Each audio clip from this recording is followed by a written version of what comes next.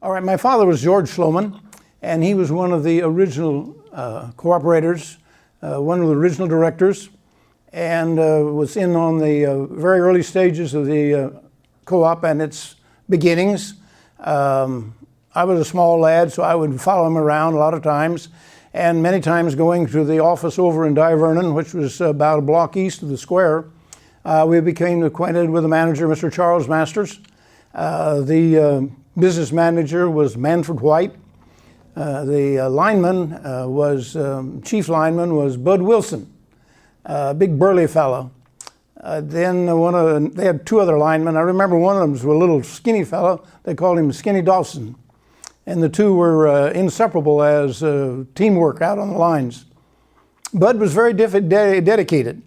And when the office would close at night, he would have the telephone changed over to his home phone. So if an outage came in, it went directly to Bud. And so he served as a night watchman and also the dispatcher for for himself, of course, when he would go out and make repairs after hours. Of course, we remember the efforts that were made to enlist people to have a membership. $5. $5 was an awful lot of money in that day and age.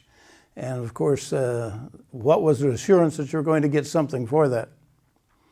And so that was the push to get people to enroll, to become members. And then when the organization began to dig holes, began to put up wire, poles, to begin to see the real fruits of their investment, that we're going to have electricity, we're going to have the conveniences of our city cousins. And when the power finally did come on, one gentleman in the area said, well, it's just like town around here, where the availability of electricity for lights and small motors, water systems. We had the convenience of our city's cousins.